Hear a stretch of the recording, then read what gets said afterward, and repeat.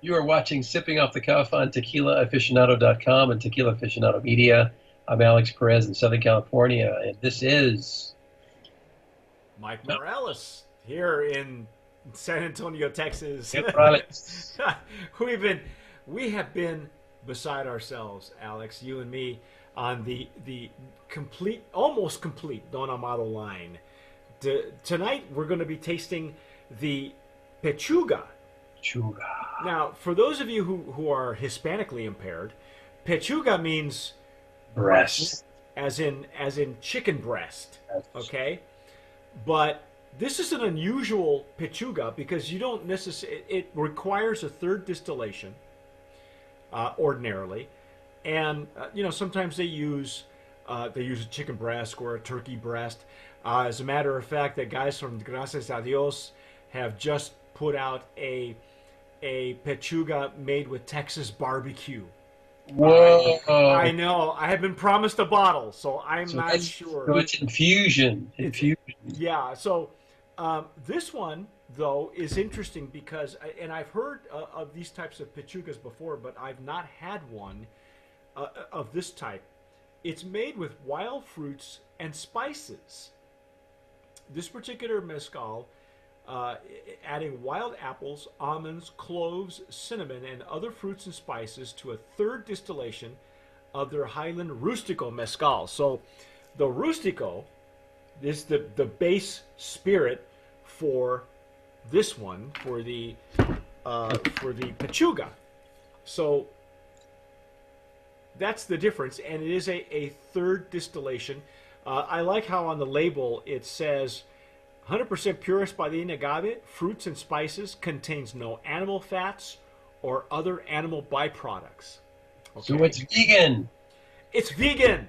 Yeah. It's a vegan Pechuga. It's a vegan Pechuga. So, for those of you who are vegan, or for those of you who are doing the keto diet or something to that effect, Well, keto, you eat chicken for keto. I don't know. I don't fall into the. I don't. What do I do? What do I look like? Ads. Do I look like a dietitian to you? All I know is that, Ooh, that bubbles. you couldn't. If you're going to the trend now, and Alex and I have seen this trend for at least the last 10 years, is to drink better. And if you can't drink any better and any healthier than a line of mezcals like Don Amado. As you can see, Alex is using his jarrito. I am using a Glencairn for the Pechuga, and wow. Alex, none of these. Good lighting there. Yeah, none of these. The interesting thing is that each of these has been distilled in olla de barro, clay or ceramic pot stills, using bamboo. And you would think that they would be a little cloudy, a little bit of residue. There is nothing. I don't. These things are as pristine as anything that's gone through, a column still. It's lovely. Have you even seen? Don't underestimate the mezcaleros from Oaxaca. Hey man, I'm sold. This whole line from the Nick Fury of Agave Spirits, Mr. Jake Lustig. This is Very impressive. oh man, it's really even beautiful to look at. It's very pristine, huh? Yes. And Oh, it's incredible. There's so much going on in the nose. So this mezcal obviously has infusion of other things, of fruits and what did it spice. say? What did it say on the description? It's a Well, fall seasonal fruits, seasonal fruits. Yeah. and nuts and spices and apricots and apples and stubby bananas and cinnamon, raisins, almonds, walnuts. Oh my goodness! It's just Wow. it's a potpourri of stuff in here that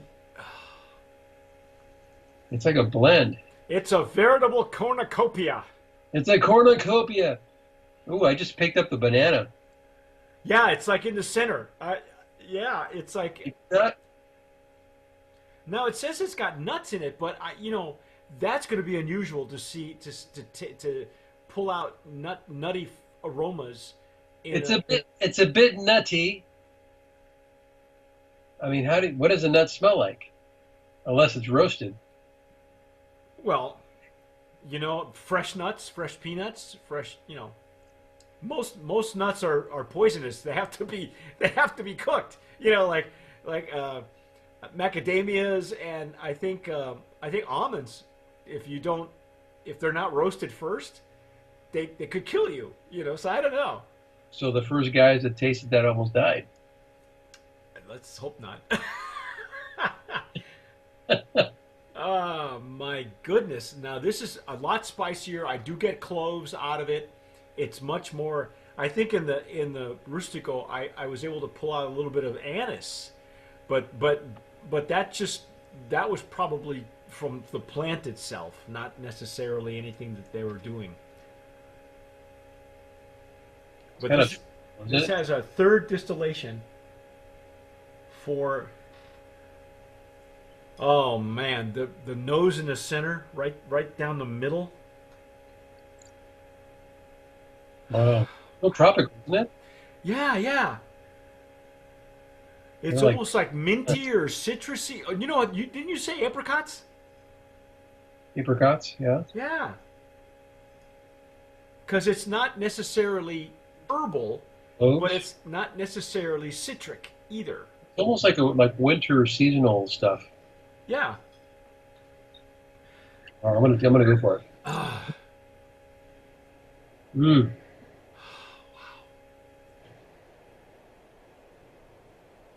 Oh my goodness. Wow. This is so complex. Oh. Oh my. Oh. Wowee! Oh. It just hits you. Like right at mid palate, there's this explosion of everything. Of all this flavor. I mean, Yeah. And I'm not getting any smoke. I'm getting, whatever it is that the fruits and nuts. Sounds like Southern California. What ain't fruits and nuts is flakes. But wow, it just in a mid palate, there's an explosion of flavor. wow.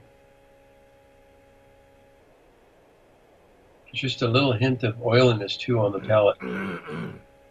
It just clings to your palate. It's got a nice long finish. Oh my goodness, it's sweet. It's It's really, bright. it's really exotic. The nose and the flavor on this. It's unlike anything else I've had before. Me neither. I've had the traditional pechuga. I actually have one up there. Brujo Mezcal makes a pechuga, and it was funny because when you first heard about Pechuga, it was with Del Maguey, and everybody fell all over themselves for Del Maguey Pechuga, but you couldn't get it anywhere. Right. There were so few bottles because they are seasonal, and so I was never able to taste any ever. And then when Brujo came along, and I tasted their Pechuga, I got it. I understood what the big deal was. And there's one there's a bacanora that we've already taped the tasting of, but it hasn't aired at this point. You probably by the time you see this, it will have aired, and it's called Santo Cuviso, and that is infused with some berries, and they have like three different lines. And the other two are infusions, Alex. They look like they've been aged in wood, but they're not. They're dark, and it kind of reminded me a little bit of a pechuga, but this is a traditional mezcal pechuga made with fruits and nuts, and I'm just It's amazing. wow, the explosion of flavor. How do you even attempt to put this in a cocktail? You go in so many different directions. It's like they're all fighting for your attention right Right. at mid palate. And it's not even so much on the nose. The more the nose opens up, it's More not as telling. there's more to this in the flavor as opposed to the aroma. I'll definitely have to experiment with this guy. You better tell us what you did with it, because you're going to tape Wow. you're going to tape the cocktail, right? Yeah, Wow. See, made stuff. and there is the smokiness. Now remember, the rustico is the base um, of this pechuga. So this is the third distillation with the fruits and nuts, and I got to tell you, I like this. I How do you pick a favorite, man? Because just rustico alone should be enough, but this one is So so complex. it's like, which child do you like better? Oh my god. No, it's such a beautiful spirit. Another brand of promise, Mike. Oh my god. Oh my God! Yeah, it's such a beautiful spirit. It's so much care has gone into each one of these. They're just so impressive. Each one of them is so impressive. It's amazing. They're beautiful, and I gotta say, this is my first pechuga of fruits and nuts. Pechuga, this wow, wow. But see, I said the same thing about regular pechuga too. Regular, as if there's anything but regular. But you know, Probably with if the chicken. yeah, if you've had it with a chicken breast or a duck breast, or you've had it with with Texas barbecue, like there's one coming out. Um, but you haven't lived until you've had it like this. Wow. Don Amado, just congratulations. This Pechuga.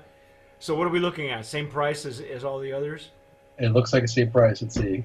Old Town Tequila. I guess we're using that kind of as a gauge. Well, it's a gauge because they ship it all over the U.S. So 88.89. how much? 98.89. Yeah, Same price point. you know, and I So gotta say for the there's nothing like this. no, I've never had anything like this before. it's really, It's amazing. yeah. I'm speechless because my palate is completely. Now each of these has a medium to long finish. Um, but this one's really delightful. I gotta say, Alex, this is a when we tasted Eric Zandona and I, when we tasted the Bacanora, the one with the fruits and berries in it. He said that when he spent a year in Oaxaca, which is why he's been off the air with us, but he said he was invited to a mezcalero, a friend, a neighbor's quinceañera, while he was living in Oaxaca, and they pulled out this celebratory mezcal, and he said something very interesting. He said the bacanora that had the berries in it. He says that is a celebratory bacanora, and you know how we talk about extrañejos when we Right. say you only pull this out on special occasions. I would say that because this is a seasonal thing, I would think that this particular pechuga and all pechugas probably are seasonal and celebratory. Yeah, special bottles. Wow, holy cow! Yeah, this is very impressive. The spiciness and the cloves and but I gotta say on the intake, be prepared because it's not an aggressive thing, but they're all fighting for. It's like the Avengers; they're all fighting in different directions because you think your tongue's going this direction and you let it coat your palate, and every area of your tongue that has an ability for flavor, whether it's saltiness or sweetness, it gets it all. It's like it all happens at once. It's real savory too, Yeah. uh, and it's just got just the right hint of oil to just coat the palate too, which I enjoy. Well, they each do. And I think we said that with the Largo and the Karwinski. No, the Largo and the uh, Arroqueño. That I thought that the smoke. You don't. The smoke is not on the aroma so much as on the palate. That's where the smoke comes in. Some like you said, the oiliness. Something picks it up and it coats the palate just enough. You know. It's a perfect balance. This is just a well balanced line. Yeah. It's That's complex yet balanced. It's just a beautiful thing. yeah. It is. It is. Brandon Promise nominee for all four of the Don Amados. Yeah, Wow. what a privilege to taste these. I'm privileged. Jake, you did a wonderful job. The Oh, Arellanos family, golf clap. um, wow. there Oh, are two more expressions that we don't have that we will attempt to acquire from Mr. Lustig, hopefully. And when that happens, we will have the entire Don Amado line at our disposal. And I gotta say, from what we've had tonight, wow, man! Congratulations to Jake and the family. What a wonderful line. what fun. Yeah, and well worth every penny. And this family has been distilling 11 generations since the 1700s. Yeah, Uh, we haven't been able to figure out who Don Amado is though. I don't know. That's the mystery. I don't know. We know it's the Arellanes family, but Don Amado, he must be some important figure in their history. So He must be the patriarch, the first generation. I don't know.